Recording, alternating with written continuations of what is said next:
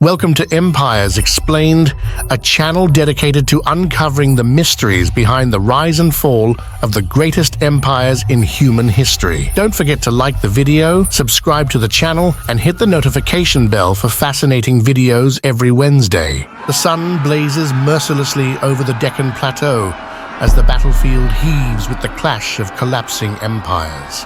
It is 1336, and the once majestic Kakatiya and Hoysala forces, now reduced to desperate remnants, are locked in a brutal struggle against the encroaching Islamic Delhi Sultanate. Amid this chaos, two men rise. Harihara I and his brother Bukka, both clad in battered armor, fight side by side. Together, they look to carve a path through the chaos. As the battle reaches its end, the question arises: can two brothers, born into a land of discord and decline, rise to unify a fractured region and resist the expanding tide of foreign dominance? As the dust of battle settles, the Deccan region reveals its rugged splendor and sullen decay. 1336, the landscape stretches out in a tapestry of contrasts. The crumbling remnants of the Kakatiya and Hoysala kingdoms lie scattered amidst the harsh, undulating terrain. Once proud fortresses and majestic temples, integral to the region's rich Hindu heritage, are now reduced to ghostly ruins, a testament to the relentless tide of conflict that has swept across the land. The Kakatiya Empire, once a formidable Hindu power with its capital at Warangal, now stands in disarray. Internal strife and relentless external pressures have eroded its strength. The Hoysalas, who ruled from Dwarasamudra, face a similar fate, its grandeur faded and its territories shrinking under the weight of conflict. Amidst this backdrop of decline, the shadow of the Delhi Sultanate looms.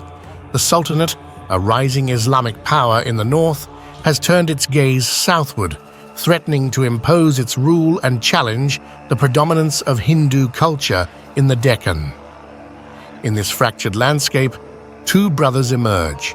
Harihara, born in 1310, is a seasoned warrior with a vision to restore stability and unity to the southern Hindu kingdoms. His early years are spent under the Kakatiya rulers, where he proves himself in battle. Later, he serves under the Hoysalas, further honing his skills and deepening his understanding of the political and religious landscape. His experiences shape his deep-seated desire to establish a new Hindu kingdom that counters the growing Muslim dominance. His brother, Bukka, born in 1318, is his loyal and strategic counterpart. While not as seasoned as Harihara in his early years, Bukka quickly proves himself as a capable leader and warrior. His unwavering commitment to their shared vision make him an invaluable ally. Together, they form a formidable team, united by their dream of creating a stable and unified Hindu empire in the Deccan. The stakes of their mission could not be higher.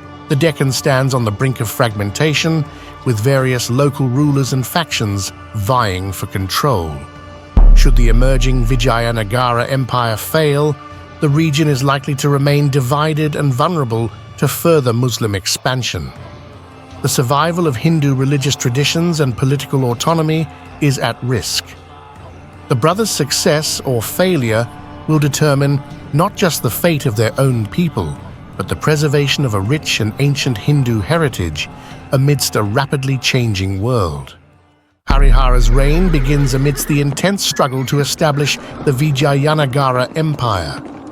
The year is 1336, and the crumbling Kakatiya and Hoysala forces are embroiled in battle against the encroaching Sultanate of Madurai. The battlefield is chaos, clashing armies, swirling dust, and the thunderous clash of steel. Harihara emerges. His leadership is instrumental in rallying the scattered forces, driving back the Sultanate's advance, and beginning the process of consolidation. Despite these initial successes, Harihara faces a daunting challenge in securing the empire's foothold in Karnataka. The region is a mosaic of local rulers, each with their own ambitions and allegiances. To ensure the stability and future of the Vijayanagara Empire, Harihara must forge alliances with these local chieftains and rulers. His efforts focus on winning their loyalty through strategic marriages and agreements, consolidating power by integrating their territories into the empire. 1344, the Battle of the Tungabhadra emerges, where Harihara decisively defeats a coalition of rival forces, including those aligned with the Sultanate of Madurai, securing the critical region of Mysore. By the end of Harihara's reign in 1356, the Vijayanagara Empire stands on a stronger foundation. His final significant victory against the Sultanate of Madurai ensures the protection of southern territories and the consolidation of his rule. As his health declines, Harihara prepares to pass the mantle of leadership to his brother, Bukka I, confident that he has laid a solid groundwork for the empire's future. Bukka ascends to the throne in 1356. Bukka faces immediate challenges, including ongoing threats from the Bahmani Sultanate, which seeks to assert its dominance in the Deccan. 1368, tensions between Vijayanagara and the Bahmani Sultanate reach a boiling point. Sultan Muhammad Shah I, determined to break Vijayanagara's dominance in the south, launches a large-scale offensive. The two forces converge near the fortress city of Adoni, a strategic stronghold on the border of both empires. The battlefield is a storm of chaos. Dust swirls in the air as war elephants charge forward, cavalry thunder across the plains, and soldiers clash in brutal hand-to-hand combat. Bukka, mounted on his horse, commands his forces with precision, his eyes scanning the battlefield for any opening to strike. The Bahmani forces, renowned for their cavalry and disciplined infantry, push forward with devastating force, attempting to break Vijayanagara's lines. Initially, the Vijayanagara army struggles to hold its ground. The Bahmani forces, larger in number and better equipped, seem poised for victory. But Bukka remains calm. He orders a controlled retreat, drawing the Bahmani army deeper into the valley. Unbeknownst to the Sultan, Bukka has laid a trap. Hidden among the hills are his reserve forces, archers, cavalry, and infantry, waiting for the perfect moment. When the Bahmani forces overextend, Bukka gives the signal. His hidden troops descend from the hills, flanking the Bahmani army from both sides. The trap is sprung. The battlefield erupts into chaos as the Bahmani forces realize their mistake too late. Bukka leads a decisive charge with his cavalry, striking at the enemy's exposed flanks. As the battle rages, Bukka feels the immense weight of responsibility. His brother, Harihara, laid the foundation of the Vijayanagara Empire, and now it is up to Bukka to defend it. Every decision on the battlefield carries the legacy of their shared vision for a unified Hindu empire in the south, free from the encroaching influence of the Muslim sultanates. The Vijayanagara forces close in. Arrows fly through the air, swords clash, and war cries fill the battlefield. Bukka moves swiftly through the chaos, his commands sharp and decisive, each movement pushing his army toward victory. As the Bahmani forces begin to crumble under the weight of Bukka's counterattack. In one final sweeping charge, Bukka leads his cavalry into the enemy's ranks, breaking their will to fight. The Bahmani Sultanate is forced to retreat, and the battlefield belongs to Vijayanagara.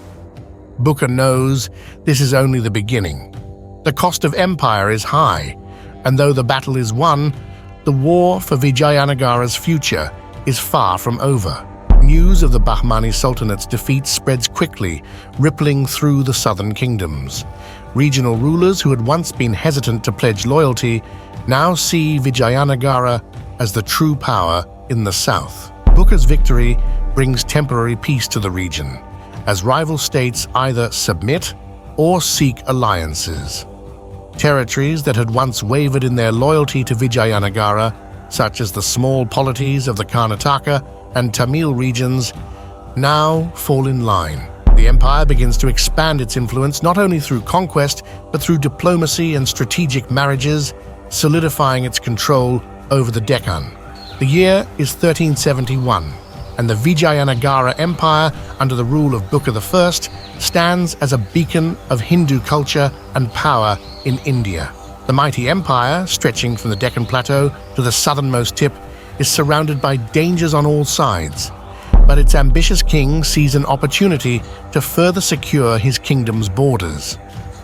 The empire's rich lands, especially the fertile Kaveri Delta and the crucial Raishur Doab, lie at the heart of an intricate political chess game with neighboring powers, the Bahmani Sultanate. Religious fervor runs high, as Bukka not only seeks territorial expansion, but also strives to present himself as the true defender of Hindu Dharma in the face of growing Islamic power to the north. Under Bukka's reign, the capital city of Hampi flourishes. The great temples and the halls of wisdom echo with chants, while in the military camps, generals discuss strategy for campaigns to come. The Madurai Sultanate, once a significant threat to Vijayanagara's southern borders, has been conquered, yet the horizon holds new battles and more complex challenges. As Bukka consolidates his power in Tamil Nadu in 1371, his ambitions grow. The Madurai Sultanate's fall gives him a moment to breathe, but his gaze quickly turns to the Raishur Doab, a highly contested region coveted for its fertile lands and strategic position between the Krishna and Tungabhadra rivers. The region has long shifted between the Bahmani Sultanate and Vijayanagara control, and now it stands as a focal point of their ongoing conflict. The Bahmani ruler, Muhammad Shah I, eyes the region just as greedily, knowing that its control could tip the balance of power. Bukka dispatches his most trusted generals to the north, ensuring fortifications are strengthened. Word reaches the capital that Muhammad Shah has sent raiding parties to probe the Vijayanagara defenses in 1372. These raids are swift and brutal, a clear warning that the Bahmani Sultanate intends to push south. 1373, the Vijayanagara forces meet the Bahmani army in a critical confrontation over the Raishur Doab. The two armies clash. Bukka's forces are well prepared, bolstered by wealth from Tamil Nadu's ports and equipped with war elephants. The battle rages for days, the armies pushing and pulling across the fields. In the end, Vijayanagara emerges victorious, though the cost is high. 1375, the Bahmani Sultanate, wounded but unyielding, launches a series of border skirmishes, striking with sudden raids on towns near the northern frontier. The Vijayanagara court buzzes with concern. If the Bahmanis press too far south, the integrity of the empire could falter. In a final, desperate attack, the Bahmanis make their boldest move yet. Muhammad Shah's forces march into the Raishur Doab. Bukka, now in the twilight of his reign, rides out with his generals to meet the Bahmani threat one last time. The armies collide in a ferocious battle. The Raishur Doab, stained with the blood of countless warriors, sees another confrontation between the two empires. Vijayanagara's war elephants charge, breaking the Bahmani lines. Bukka, fighting alongside his soldiers, inspires his men to hold firm. In the end, the Bahmanis retreat, unable to claim the territory. The victory is narrow but decisive. With the Bahmani Sultanate's defeat in the Raishur Doab, the borders of the Vijayanagara Empire are secured once more. Yet the strain of constant war has taken its toll on the empire's resources and its people. 1376, Bukka shifts his focus southward, seeking stability and wealth from the ports of Tamil Nadu and the Coromandel coast. Temples are built not just as places of worship, but as symbols of the empire's resilience. The grand Virupaksha temple in Hampi grows in stature, its towers reaching for the heavens, a testament to Vijayanagara's lasting power. In the coastal regions, Shaiva and Vaishnava temples flourish, cementing the cultural and religious ties between the conquered territories and the empire. But even in the midst of this prosperity, Bukka knows his time is running out. He has given his life to secure the empire's future, and in 1377, he passes away, leaving behind an empire ready to be inherited by his son, Harihara II.